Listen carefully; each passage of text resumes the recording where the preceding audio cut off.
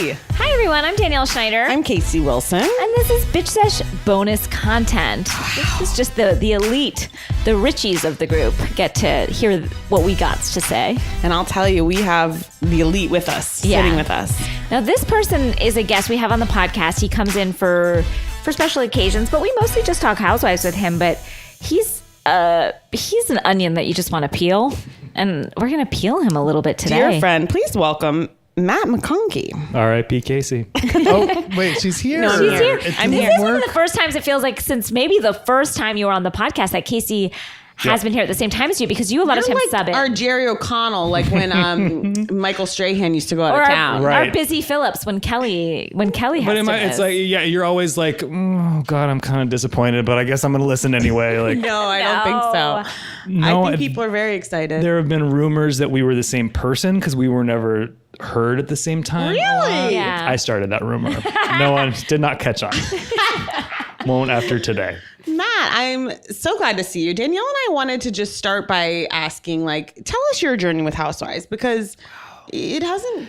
I would say it came out of pure FOMO, starting with you. Mm-hmm. Yeah, I mean, I really was against it for the reason I think people were in the early days of the reality TV boom trying to be against it. Like, they're taking away our jobs and these are not real stories and everything. And I think I argued that when Survivor was on, I was like, they're taking our jobs. It's hard to access that part of my brain that ever was against it. But I think that was maybe my take. And then I was simply just so left out of all conversations that our friends were having, because that was it. That was the water cooler. What I do feel like you were into from the beginning, and correct me if I'm wrong, was Life on the D List. Oh, of course.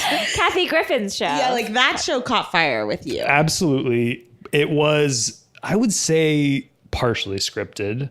And I think I also felt like I saw a place for myself in that world. And I didn't know if I saw myself. Look, what do you in mean, Housewives. a place for yourself? Well, she had her best gays, but she quickly dumped them, and that was Have they been dumped? Yeah, she dumped them like season 2. But there's other men that are were in on her, her They were upgraded. her entourage. But, these guys that I know, Dennis Hensley, Yes. and Tony Tripoli, who are both very funny guys, would be in they'd go to a Chevy's and eat chips and chat. That's right. They were her best friends. They were and the they're only other not people. in her group anymore? No, they were given the boot. From the show or from They've her? talked about this publicly, but they just one day she suddenly stopped speaking to them. Do they not know why? I don't think they ever got closure on it. And then I think they started to cross paths with her because they both wrote on Fashion Police, and it was I think they I don't know if I'm even remembering correctly, but they were nervous about what it was going to be like when they finally saw her, and then they did, and she kind of acted like nothing ever happened.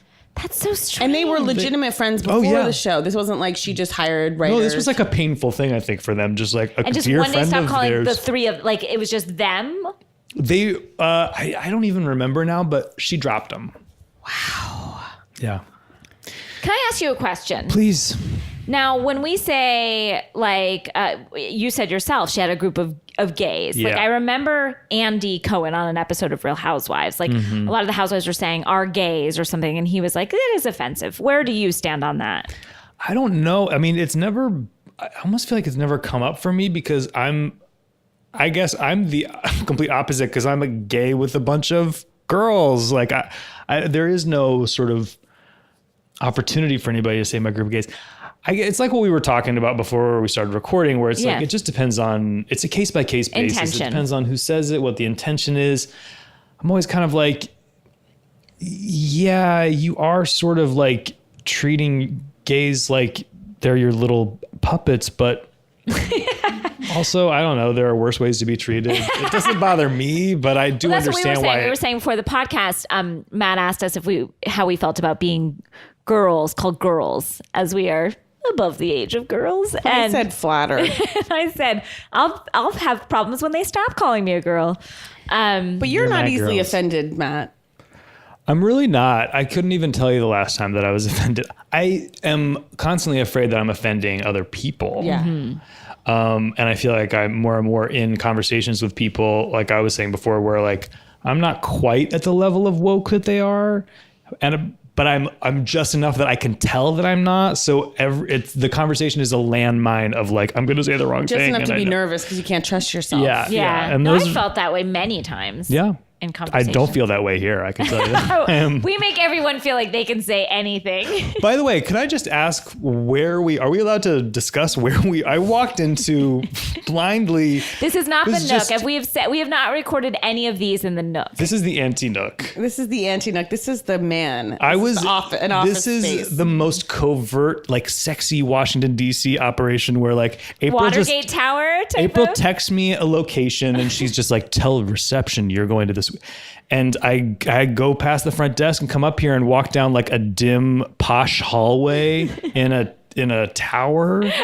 Like June Diane Raphael had this brainstorm that we should rent this office space that Claire Mukherjee, another guest on the show, had.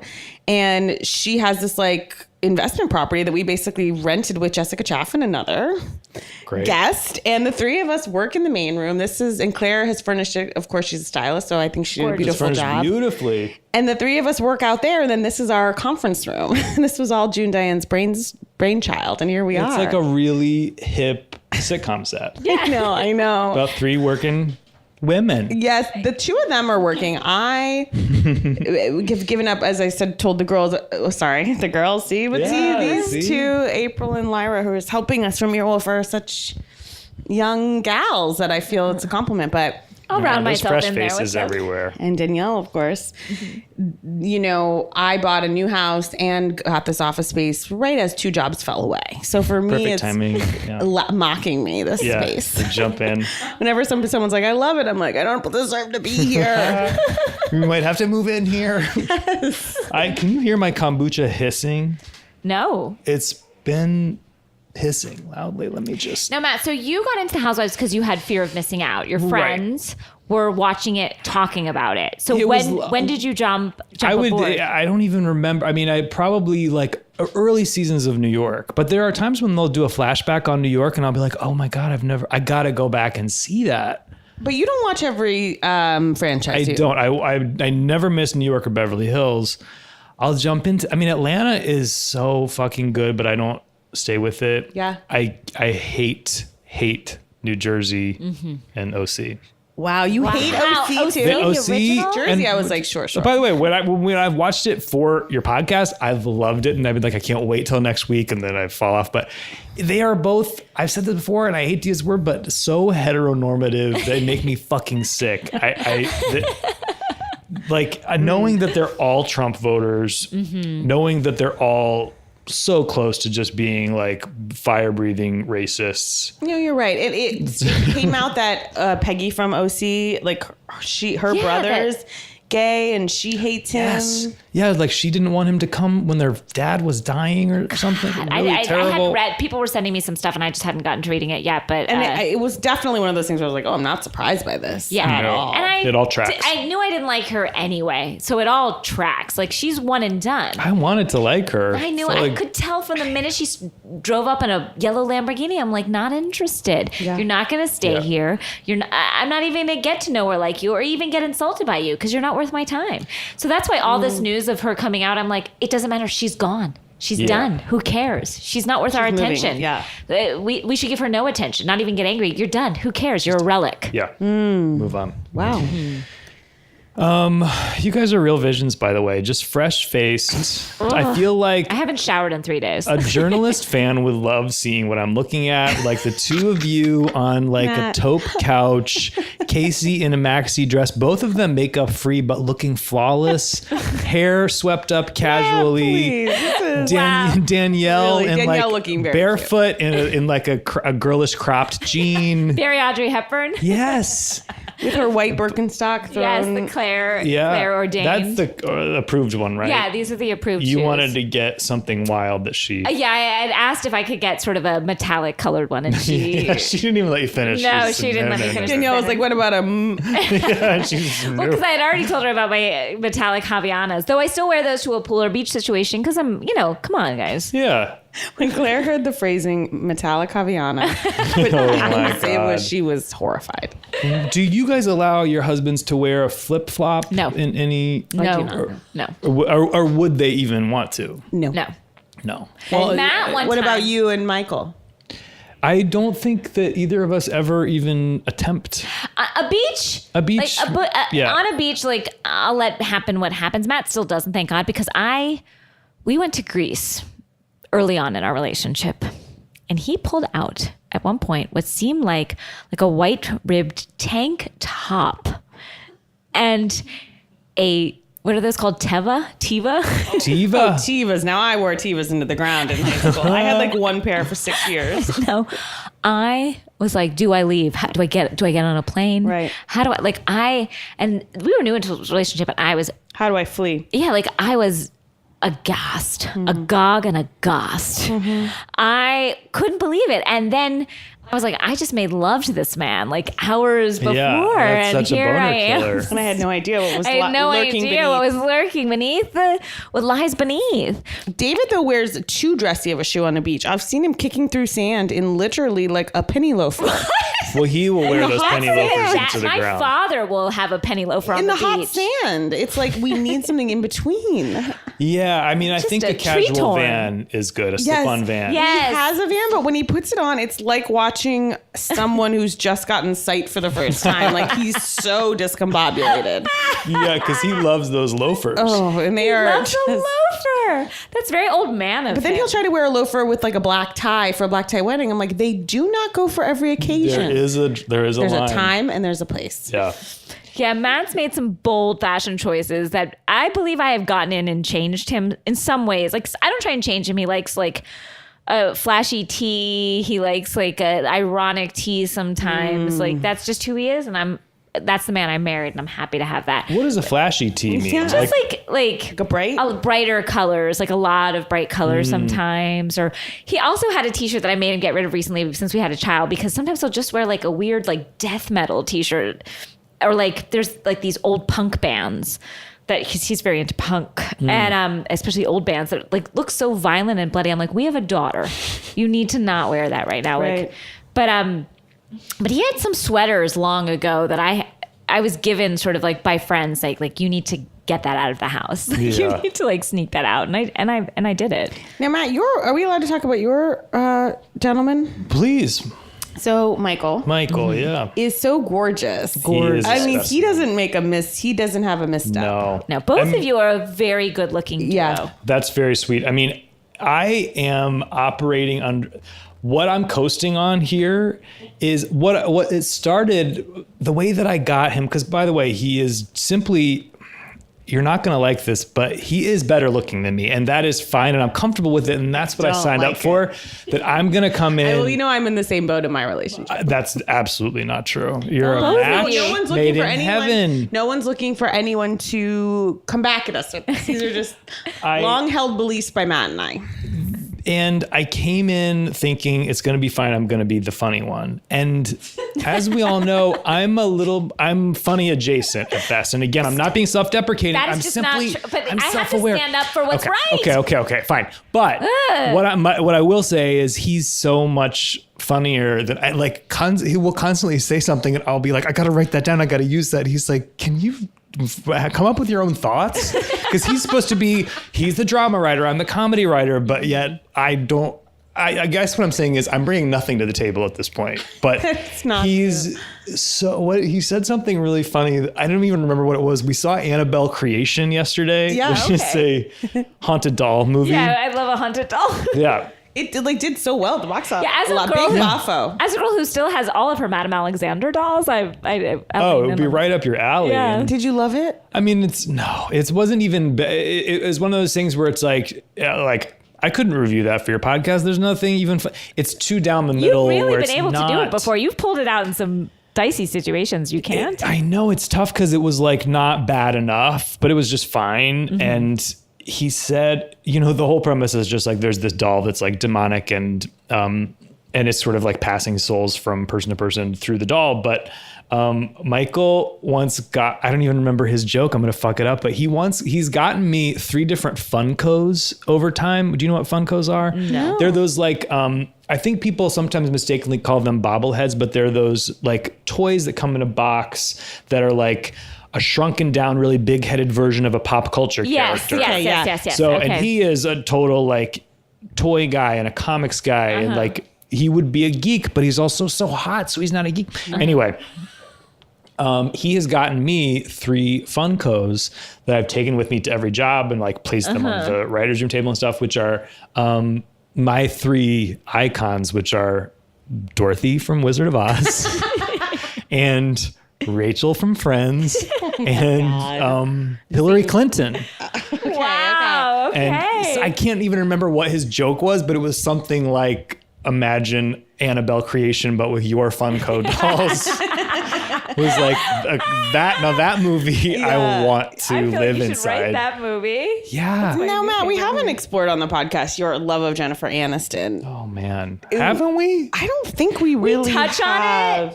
on it on the episodes Yeah. that you haven't been here. I think we touched on it a little bit, but not like a full. Like we know you love her. We know you're a Faniston. You know you. How do you feel now about the rumor that Brad and Angie might not be done? They don't register for me. I don't see the headlines. I won't read the headlines. Like I can't even tell you how far past Brangelina. I can't even say it. I feel I am and we are. And when I say we, I mean Jen and Justin. Oh, Jen and Justin. Yeah. They're both in this. I had, so Guy Branum was on our podcast the other day and he was like, I think that the Jennifer Aniston narrative is like the greatest American story ever told, of like this woman who was at the height of success and a perfect marriage. And then it all came crashing down. And then because she was barren and she wasn't as, young and hot anymore, could never find love again. And just what a compelling narrative that is. And I was waiting for him to say, and Rebounded. the best part is it has a happy ending. Which I was going to say, that is where that story ends for me. And then he just leaned into the mic and goes, wait. And it was like, that echoed in my heart. Like, he's basically saying that Justin Theroux's going to leave her. What? I know. How will you, Matt? How will you emerge? Upsetting. Because that's her destiny that we've created for her. Well, I think that I think what he's probably implying and what some people probably suspect is that, Justin is an ambitious, like way too into his body for a straight man guy who has, whose star has risen considerably by being married to Jennifer Aniston. Speak plainly. That he's using her and he's going to leave her. These are not my beliefs. This is not what I choose to live in. This is not your belief I'm system. living in the light. But now that you make me face the mirror and I see... You can't unsee it. I can't unsee it. Oof. Like, this is now how Basically, I see... like, her narrative has been preordained by us. Like, we've done this to her. Yeah.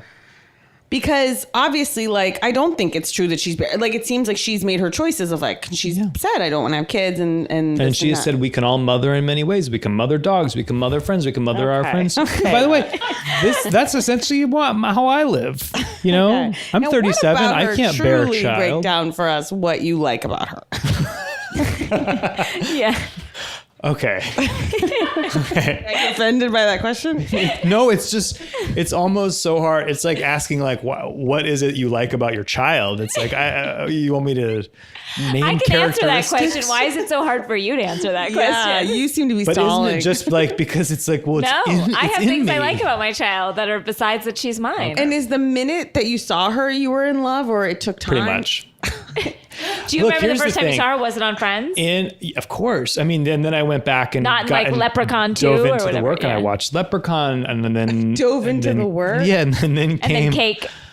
Well, that came much later. Yeah. That was again like a real peak. A gift. But for it all turned of out us, to be a but- valley because, as Guy Branum says, like, think of it, her life is like that Cake campaign. What? It's like meaning like she's never gonna win is what you're saying. Like everyone builds her up and says, Just "This so is the time. painful. This is the year. You have Things have turned arrived. around. This is People can change. this is you. You're Life not just can the be sitcom different. actress anymore. You're an Oscar-nominated actress." And then right when we get to the peak, Yeah. they take out the rug, and there's not even a Golden Globe nod. All I can tell you about my origin story with Jen is that in high school, so my, I guess, senior year of high school was when Friends was like at its real, like, you know, it was like sort of midway through. And I would have Friends night where my friends would come over every Thursday on the dot, and we'd all gather in my living room. This was the drama club, I'm assuming. We'd watch. There were some drama club members. There were some. I used to watch it with like the drama club, so I'm assuming that. Some broken toys. Some people, some folks from the high school newspaper, some band Yes, folks, sure, not sure. a ton of like I mean, jocks. drama club, I meant like not even literally, but like, yes, No, symbolically. it seems like my people. And we would, you know, when the theme song kicked in and they said, "So no one tells you it's going to be this way," clap, clap, clap, clap. We'd all clap. Now, did you find the show funny? Yes, of course. Did you not? I did not. What? Look, it's. I did not. And I love all the people on it. I did Yeah. not. And it's funny because Lisa Kudrow is one of my favorite actresses, but I don't love her performance on that. Wow. But this is about you. Okay, so you connected to Jen. I connected to all of it, but Jen was the heart of the show. I mean, Really? our way into the show was that Jen left her husband at the altar Not and shows Gunther? up at Central Perk in. This is not just Gunther's dream. This is not Gunther's story. No. Okay. That was your takeaway from Friends? We're all just living in Gunther's I dream. even had a Friends cookbook, and we would make Friends Friends themed items for Friends night at my house. I mean, in retrospect, like, we should have all been shot and killed for how disgusting we were. I agree. It was just, yeah. So do you see yourself in Jen's rise and fall? Sometimes, because I think sometimes it's like somebody who's just teetering and can really go either way, where they can really skyrocket, or you can never hear from them What do again. you make of her endorsing, and I have no horse in this, I'm just simply going to ask you, endorsing, say, like, her dry eye commercials? Products she believes in only. That's how she chooses. Really? So she really... She doesn't need the money. She doesn't need the exposure. I think she... That is strange. This woman has more money than all... Why do a commercial? I think she believes in smart water. She understands the importance of staying hydrated and Then electrolytes. why not do it for free? Why not make it her cause, her piece de Because resistance? I think she doesn't want to insult the company by acting like, "What, you can't afford to pay my endorsement fees." And by the way, they're probably getting her, they're getting her at a bargain price, I'm sure. No way. This is someone who commands, I don't know what she received for Horrible Bosses 2, but I'm guessing probably in the 30 millions. Wow. And now when Justin came into her life, so you immediately embraced him as well? Not immediately, because I didn't look. Let's not forget how they got together, which, you know, that Justin was not married, but partnered with a very big costume designer for like over 10 years. Yes. Yes. And that then while with her, he made that movie with possibly Love, but also that movie with Jen where they're Wanderlust. Wanderlust. Thank you. And that shortly after that, he chose to break up with his longtime girlfriend and then get together with Jen. I don't believe any of that. You know, I think that she was kind of repeating the pattern that happened to her. Mm-hmm. That's tough. And is that okay for you? Well, who amongst us hasn't done that? I haven't. Okay. I haven't either. To be honest, I haven't either, if I'm really taking stock. I've always really thought about the other woman and how they would have felt. Yeah. How she would have felt. But I have worked out next to Justin and find him lovely and funny. Yeah. You've worked out? And so did you Worked out engage with next to him? I did. I have a few times. What and did you he's say to lovely. him? Hi. How are you? And I've met him a few times and he's really, really funny. He's written a lot of comedy. Yeah. He wrote Zoolander. He wrote Zoolander? He wrote Tropic He wrote Thunder. Tropic I know he Thunder. wrote Tropic Thunder. I did not know he wrote Zoolander. 1 and I feel 2. like that's what he's not getting enough credit for, is that he's this like celebrated comedy writer in his Because own right. I watched Leftovers and loved him in If Leftovers. anything, I feel like he's the one not getting enough. I'm going to take up for Justin's side. Well, I think that he had a certain amount of indie cred because he was the lead in Mulholland Drive. He was on 6 Feet Under. great He's in doing that. all that cool Yes. stuff. But she has been good for his his mainstream power, cred. for sure. And all I can do is just remain in vigilant prayer and just every day on my knees thanking the God above for Jen's happiness and surrendering any attachment to outcome, you know? Now, kind of off topic, but maybe it's on topic. Maybe it's on topic. Who is your ride or die housewife? You know, you made a startling... And please don't say Jennifer Aniston. No, and you made a startling call last Yeah, I've already backed off on that. Do you want to tell Casey what it was? I said that this is going to be Ramona's last year. But to be fair, when the night that I said that was just when this season she had gone so low that her behavior was so insane. I think you're right. And then you hadn't seen the last week, of course, where she kind of like bared herself. Yeah. And when she and Bethany sobbed on each other bare breast to bare breast in a pool. Bare hard breast to bare hard breast. And I doubt if their breasts were rubbing against each other that either of them felt it. No, I mean, they were water. blacked out. Yeah. And I've been there in like a Palm Springs pool where I'm so drunk that I'm just, emotions are flowing and they're so misguided. And I'm having cathartic moments here and there. And I don't even know. That little thing that sucks like chlorine out of the pool. Suck your asshole out, FYI. What? Oh no, I'm thinking something else. Can suck your asshole out? Whatever. A pool? What? You know there's a drain in a pool that can suck your asshole out. No. There's these drains on the pools, like on the floor and sometimes on the side. That are so if powerful? you sat on it, it's so hard that it can suck your asshole out. Aren't they pushing water in? No, they're sucking it in. It's wow. So, and but then they call it trunk butt when you're, and this is so disgusting, Go but ahead. when you have asshole a falls out? prolapsed anus and it's dangling out like an elephant's trunk. Or pink sock, I think is the less disgusting way to describe it. God. And does that happen when you're an older person? Like that's coming for me. Like that syndrome is definitely in my future. I do. Can I ask you this? Does this happen a lot? Is this something that That we should know of? Is it trauma or is it just old age or trauma and old age? I think that's a thing that happens to maybe if you're a porn star who's, consented to being at the center of a gangbang and you've gotten hit by one too many. And then when they pull out, they pull out. They pull you out. Wow, we've really lost some listeners, guys. I'm sorry. That was on mine. Okay, so you were drunk in Palm Springs. Now, Matt, speaking of drunk in Palm Springs, I feel like you, if I may, Please. Feel free to not answer this. You had a period of life that you kind of hid from a lot of our friends. Oh, yeah. Which it was just rampant drinking. Rampant. Yeah, it was strange. I wish I'd been more involved for the fun of it. I had, it was just When was so this? site specific. I want to say my 20s, but when I say that, I really mean my early 30s. Your early My mid 20s to late 30s. until my early mid to late 50s. Still in it. No, I did. I mean, it was very limited to like just going to the gay bars and hitting it hard and just getting myself into some really there were fun times. There were like, my friend Mike Nice, who Casey knows, who's the funniest person in the world, and I love him forever.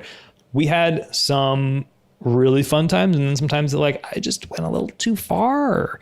But I mean, we had we would go to Motherlode, which is this really gross place right next door to a pump that fully smells like urine, and like every drink is definitely roofied, and it's the best. It's so fun. It sounds And like a they're real always blast. playing like old Whitney videos on the TVs. And I think 2 different times Mike Nice and I got kicked out for dancing on top of the pool table.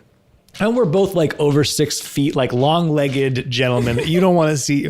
This is your a sexy assholes picture. hanging out. Yeah, with Your pink socks hanging out. Trunk butts dangling in the wind at Motherlode. But yeah. May I ask just a question about Pump? Are you, as a gay man in the gay community, are people liking it ironically, or do people like really, really like it? I think both. And I think, and it's also like it has risen up at a time that I have retired from that scene, so I don't really know. I went one time with Brian Moylan, and we walked out on the check, which I think he talked about on the podcast. Sure.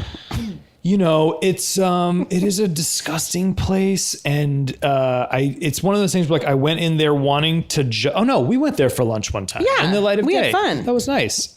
Yeah, I've had two very different experiences there, but at night I had this experience a lot just in the gay world where like I want to go in feeling above it all and making fun of it, but then I see it and I'm like, oh, I wish I was accepted here and I wish they liked me more, you know. Do you consider Lisa Vanderpump an icon of any sorts, like more than any other housewives? Like she has been embraced by, it seems like, the gay community in a way that the other housewives, maybe Nene is embraced as much possibly, but she's really at the top of the heap. Yes, but I think that she's embracing the gay guys that are going to pump unironically. And I don't think she knows what to do with those of us that maybe think that we're a little bit outside that, you know what I'm saying? So I kind of feel nothing. I mean, to go back to your question, my ride or die, I have the same answer as everybody. It's Erika Jane. Yeah. Well, and Carol. Yeah, you've always loved Carol. Always a smart, sensible woman. Stand, as they say, for Carol. Wow. You know that term? When you stand for something? Yeah. Okay. You looked at me as if I was teaching the term. I didn't know it. I never heard it before. But It's watching over me. And I understand it now. I feel it now that you've explained it. Like, we stand for someone.